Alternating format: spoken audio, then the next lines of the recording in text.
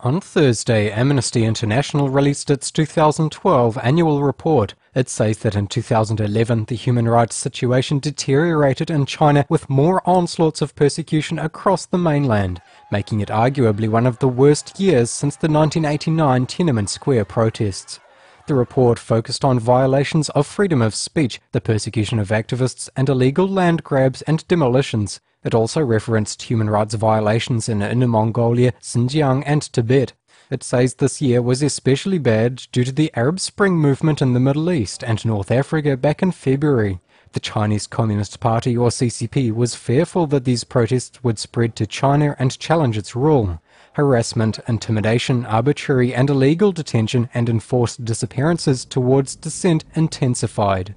In the report, Amnesty states that ethnic minority regions were under heightened security in China. The authorities increased ongoing efforts to bring all religious practices under state control, including harsh persecution of individual religious practitioners. One of the persecuted groups mentioned was the Falun Gong meditation practice, which has been targeted for elimination by the CCP since 1999. The report referenced a transformation campaign by Chinese authorities aimed at making Falun Gong practitioners give up their faith through brainwashing as well as mental and physical torture.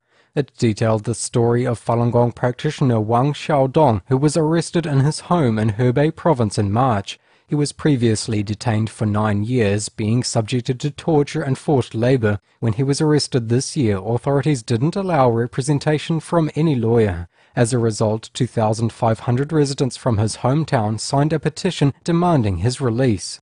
Dissidents Gao Zhisheng, Hu Jia, Gu Chun, and Chen Guangcheng were severely persecuted by the CCP. Gao, a human rights lawyer known for defending China's most vulnerable, has been missing since 2010.